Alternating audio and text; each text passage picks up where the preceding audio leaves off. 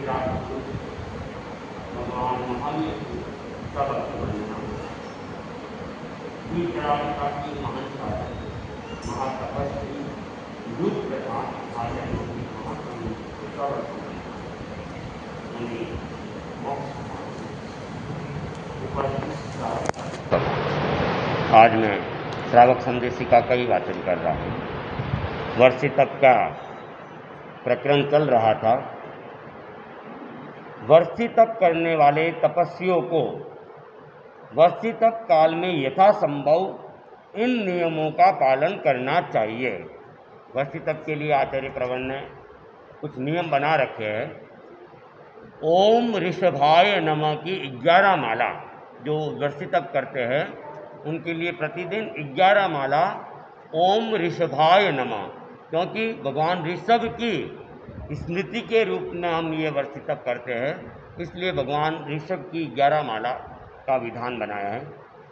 आधा घंटा ध्यान, 1 घंटा मौन, ब्रह्मचर्य की साधना, सचित एवं 6 जमीकन, आलू प्याज लहसुन गाजर मूली शकरकंद का त्याग, सुबह अथवा सायं कम से कम 1 बार प्रतिक्रमण करना अथवा उस समय स्वाध्याय अथवा जप करना। प्रतिक्रमण कोई भी दोनों में से एक टाइम, और मान लो प्रतिक्रमण याद नहीं है तो फिर स्वाध्याय भी कर सकते हैं या उस समय प्रतिक्रमण के समय में जाप भी कर सकते हैं।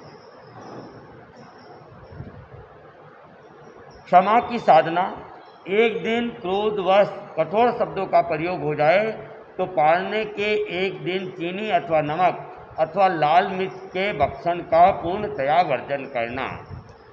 क्षमा धर्म की साधना विशेष रूप से आवेश गुस्सा वगैरह नहीं करना, और गुस्से में किसी को कड़ा किसी को कह दिया गया मान लो तो उसके प्रायश्चित स्वरूप या तो चीनी छोड़ दे या नमक छोड़ दे या लाल मिर्ची को छोड़ दे। नोट, नियमों का पालन न करने से वर्षी तप के त्याग का भंग न माना जाए, न ही प्रायश्चित ग्रहणीय है। अगर मान लो नियमों की पालना नहीं होती तो वर्षी तप तो भंग भी नहीं मान रहे हैं, न उसके लिए कोई प्रायश्चित लेना है, लेकिन वर्षी तप की साधना अच्छे ढंग से हो उसके लिए इन नियमों की पालना का विधान किया गया है। अब जमीकंद, माँ स्कंद का त्याग करे तो उसको संपूर्ण जमीकंद का त्याग करना होगा। उसमें सूंठ और हल्दी भी परिवर्जनीय होंगे। कड़ी साग आदि में भी हल्दी आदि नहीं पड़नी चाहिए। जो स्कंद उठाते हैं, खंड उठाते हैं, खंड 4 खंड उठाए करते, जानते हो हैं, 4 खंड। तो जो महास्कंद का त्याग करते हैं उनको जमीकंद का त्याग संपूर्ण रूप से ही करना होगा। उसमें फिर वो सूखी जमीकंद भी प्रयोग में नहीं ले सकते, सूंठ और हल्दी भी वे काम में नहीं ले सकते हैं। हाँ? वो भी नहीं लेनी। माँ स्कंद उठाते उनको, जो खंड उठाते उनको।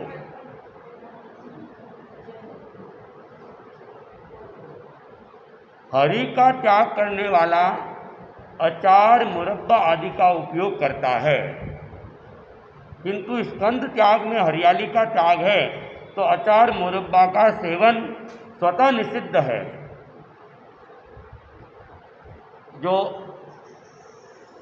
हरियाली का त्याग करता है आठम चौदस को, तो वह तो क्या है, जैसे कैरी का अचार है, गुंदे का अचार है, उनका उपयोग कर सकता है, उनका उपयोग कर सकता है। लेकिन जो हाँ वो तो उसी दिन तो वैसे नहीं करना है, लेकिन कैरी का अचार मान लो 10 दिन का हो 20 दिन का हो, हरियाली के त्याग वालों के कोई दोष नहीं है। लेकिन जो खंड उतारते हैं उनको अचार वगैरह भी जो है मुरब्बा है वो उपयोग में नहीं लाना है। जिसने खंड उठाए हैं उनको एप्पल का मुरब्बा आ गया, आंवले का मुरब्बा आ गया, उनको भी काम में नहीं लेना है। जमीकंद के त्याग वाले आलू भी न खाए। जमीकंद के जिनके त्याग है वे आलू भी नहीं खाए। जमीकंद का त्याग करने वाले को जमीकंद का सीरा आदि और सूखी जमीकंद तथा जमीकंद का पाउडर व पेस्ट जैसे गार्लिक पाउडर आदि का भी भक्षण नहीं करना चाहिए। यदि दिक्कत हो तो उसका आगार रखने में आपत्ति नहीं। अगर किसी के कोई दिक्कत है, जमीकंद की त्याग तो कर रहा है लेकिन ये पाउडर वाली और समस्याएं पैदा होती हो तो फिर आगार सहित रखे वो कि भाई ये चीज़ का मेरे आगार है, उसके अलावा त्याग है। जमीकंद की वस्तु जिसे तेल में बनाई जाए उसी तेल में अन्य कोई वस्तु तली जाए तो जमीकंद के त्याग वाले वह वस्तु भी नहीं खाए। जिसके जमीकंद के त्याग है, और जैसे आलू के चिप्स आपने तल लिए तेल के अंदर, अब वो उसके बाद में जो वो तेल बचा है उसके अंदर आप भुजिया निकालते हो, पकौड़ी निकालते हो, तो जमीकंद के त्याग वाले उस भुजिए को, पकौड़ी वगैरह को भी नहीं खाए जिसमें जमीकंद की कोई चीज़ पहले से तली गई हो। पहले ही कोई चीज़ तल दी उसके बाद में कोई जमीकंद, उसमें तो कोई दिक्कत नहीं है, लेकिन पहले जमीकंद में उस तेल का प्रयोग कर लिया है तो उस तेल का प्रयोग दूसरी चीज़ में होने पर, या उस तेल का प्रयोग साग इत्यादि में होने पर, या उस तेल का प्रयोग कोई अचार आदि में होने पर भी उस तेल वाली चीज़ को नहीं खाना चाहिए। जमीकंद के त्याग में प्याज आदि का अचार न खाया जाए। प्याज का अचार है, जमीकंद के त्याग है तो अचार, वो प्याज का अचार भी नहीं खाना है। हरियाली, हरा और हरी, जमीकंद का प्रकरण मूल रूप से तो पूरा हो गया है। अब हरियाली का, लीलोती का, आलू, भिंडी, करेला, केला आदि वस्तुओं को जिस दिन सुखाया जाए और वे सूख जाए तो उस तिथि की समाप्ति के बाद उन्हें सूखा माना जाए। सूखा किसे माने? तो मान लो आपने कोई चीज़ हरियाली है उसको काट दिया, सुखा दिया, और वो अगर पूरी रूप से सूख गई है तो जिस दिन सुखाया उस दिन को छोड़ दे, दूसरे दिन से उसे सूखे की गिनती में मान सकते हैं। अगर पूरी सूखी है तो, अब मान लो बारिश का मौसम है तो सूखने में टाइम लगेगा, तो जब तक पूरी नहीं सूखती है तब तक वो हरी में ही है। पूरी सूख जाए, गर्मी का टाइम होता है, वैसाख जेठ का महीना होता है, एक दिन में ही सूख जाती है तो दूसरे दिन उसे सूखी में मान सकते हैं। खाखरे के आटे, चिवड़े व मूढ़ी में नीम की पत्तियां डाली जाए तो उन्हें 3 दिन के बाद सूखा माना जाए।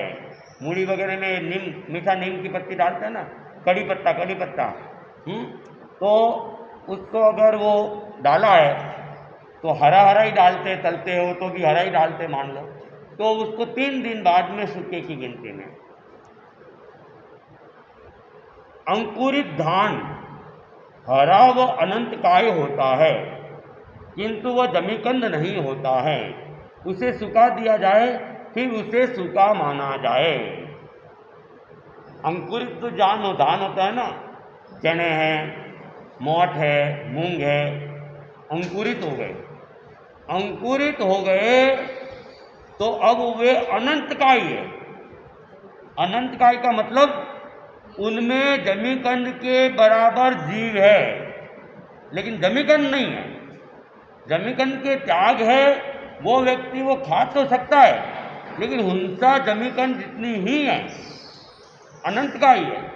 और जिनके हरियाली के त्याग है वे उस अंकुरित धान को भी नहीं खाए, क्योंकि अंकुरित होते ही वो हरे हो गए। वापिस जब सूख जाएंगे, सूखने के बाद दूसरे दिन से उसे सूखे की गिनती में मान सकते हैं।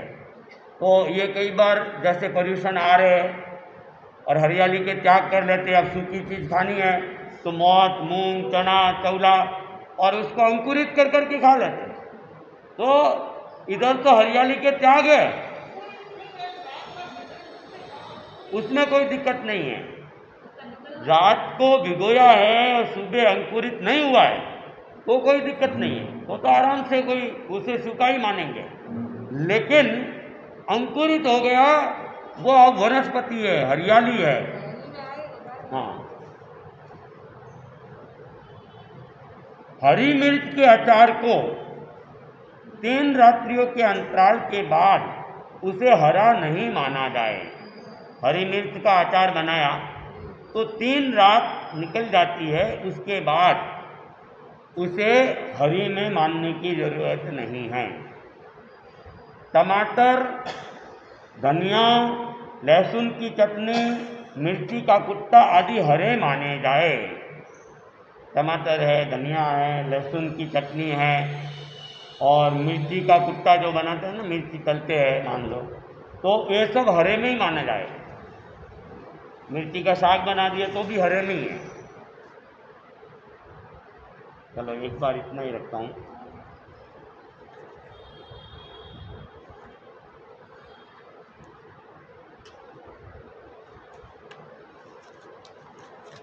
उपवास की बारी। आज चौथ पाँचम साथ में है। आज के उपवास अंजू साजेड़, निर्मला लूनिया, कुमकुम धारीवाल। और कल के उपवास, कल छठ, जितेंद्र जी बाठिया और पवन जी मेहनोत। आज के एकासन मंजूबाई चोपड़ा, प्रिया बोरड़। और कल का एकासन मानसी सोलंकी। जात का क्या है?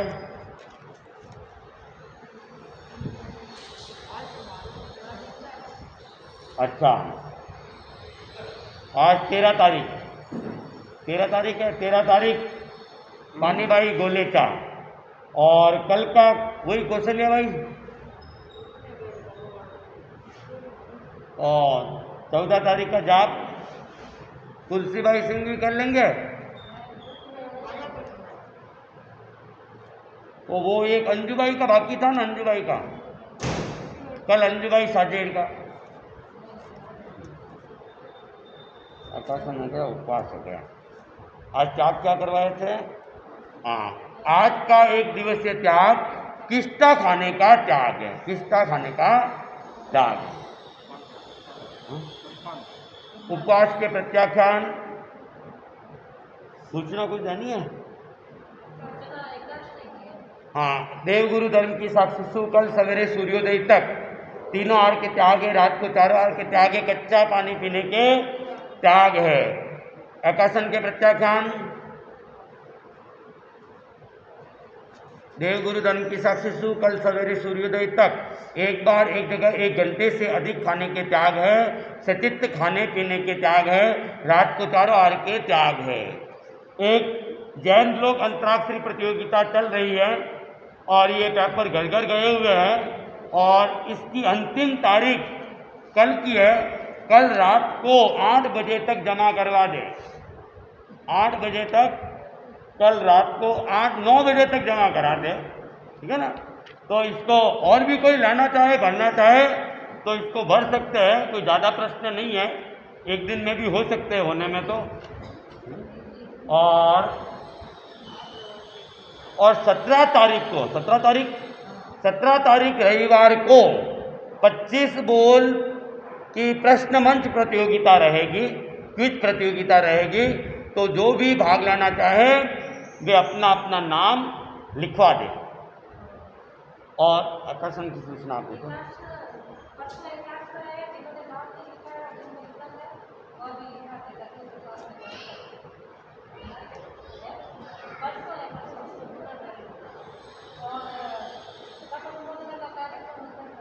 हाँ, कब रखना है बोलो जिस दिन। हाँ, रविवार को ही रखो ना, 8 का प्रत्याख्यान हो जाएगा। पालना सोमवार को है ना। अच्छा, देख लो जैसे भी आपने।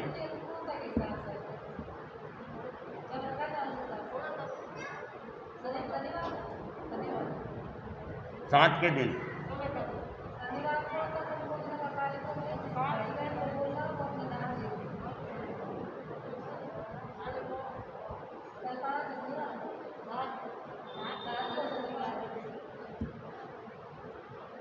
और वो कब है धम्म जागरण? शनिवार की।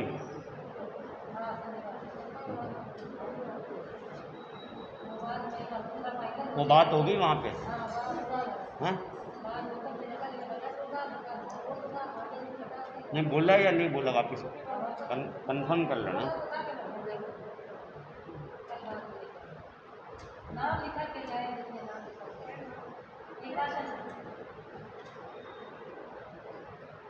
हो गया, प्रत्याख्यान हो गया। सुने मंगल पाठ। चत्तारि मंगलम अनंता मंगलम सिद्धा मंगलम साहू मंगलम केवली पन्नतो धम्मो मंगलम चत्तारि लोकोत्तमा अनंता लोकोत्तमा सिद्धा लोकोत्तमा साहू लोकोत्तमा केवली पन्नतो धम्मो लोकोत्तमो चत्तारि शरणं पवज्जामि अनंती शरणं पवज्जामि सिद्धे शरणं पवज्जामि साहू शरणं पवज्जामि केवली पन्नतं धम्मं शरणं पवज्जामि विघ्नहरण मंगलकरण स्वाम विक्षुनु नाम गुण ओलक समरण के सरे अचिंत्य।